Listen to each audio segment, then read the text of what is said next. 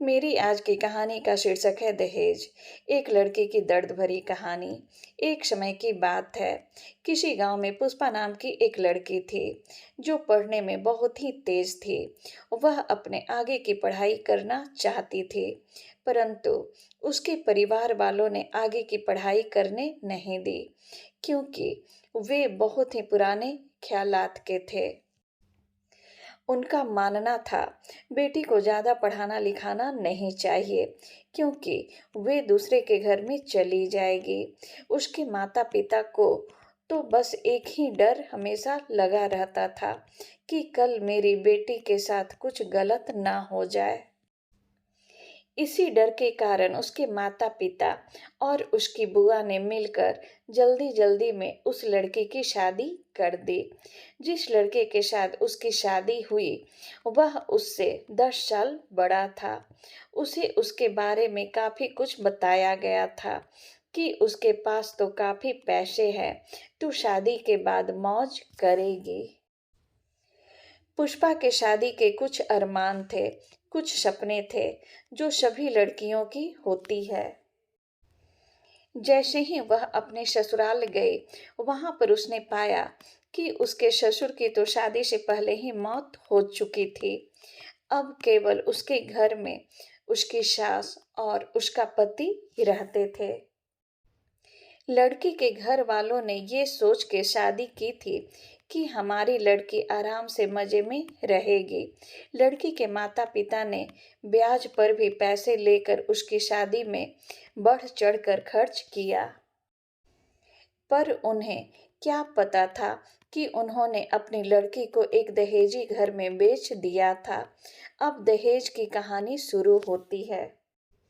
शादी के 10 ही दिन बाद उसकी सास और पति ने उस लड़की को कहा कि मेरी सरकारी नौकरी लग जाएगी, जा तू अपने घर से 70,000 रुपये ला के दे दे। वह अगले दिन अपने घर आई तो उसने ये बात अपनी माँ को बताई। तब धीरे से उसकी माँ ने यही बात उसके पिता को भी बताई। उसके पिता ने सोचा, कोई बात नहीं, अपनी बेटी को ही तो देनी है। दामाद जी को सरकारी नौकरी हो जाएगी तो मेरी बेटी ही राज करेगी। पैसे लेकर पुष्पा ससुराल आती है और पैसे अपनी सास को दे देती है। अब पुष्पा का ससुराल में खूब मान आदर होने लगा, परंतु पैसे जैसे ही खत्म हो जाते, वे अपने असली रंग में आ जाते। हमेशा किसी न किसी चीज का बहाना बनाकर पुष्पा को पैसे लाने के लिए उसके मायके भेज देते।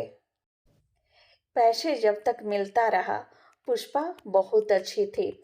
जब पैसे मिलना बंद हो गया, तब पुष्पा के ससुराल वालों ने पुष्पा को गंदी और बदचलन कहने लगे। उसको घर से बाहर तक नहीं जाने देते।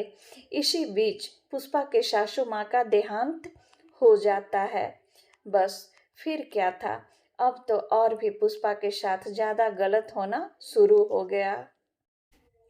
पुष्पा का पति जब भी घर से बाहर जाता तो वह हर घर की चीज को ताला लगा के जाता और पुष्पा को एक कमरे में बंद करके जाता। यदि पुष्पा अपने पति को कुछ बोलती तो उसकी खूब पिटाई करता। पिटाई के डर से पुष्पा किसी को कुछ नहीं बताती।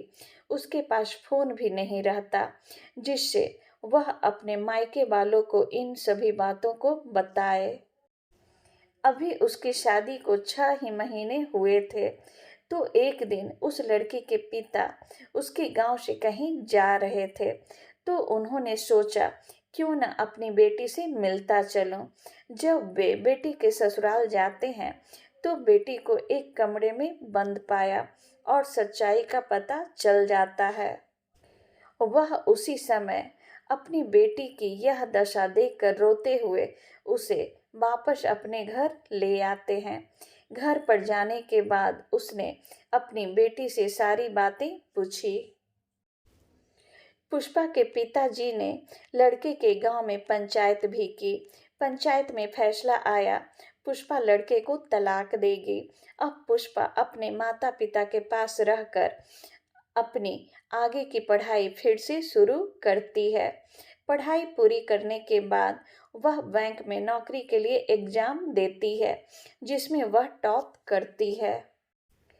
पुष्पा अब बैंक में एक अधिकारी के रूप में काम कर रही है। उसके लिए एक अच्छा सा रिश्ता आता है, जो पुष्पा को बहुत ही प्यार करता है। पुष्पा भी शादी के लिए हाँ कर देती है। पुष्पा की शादी हो जाती है। अब पुष्पा की जिंदगी में कोई दुख गम नहीं था। उसे इतना अच्छा पति जो मिल गया। इसी के साथ मेरा आज का कहानी समाप्त होता है। मेरा आज का कहानी कैसा लगा प्लीज़ कमेंट करके बताइएगा। यदि मेरा कहानी आपको अच्छा लगे तो लाइक शेयर और सब्सक्राइब कीजिएगा। हम लोग फिर मिलेंगे नए वीडियो में, तब तक के लिए नमस्कार।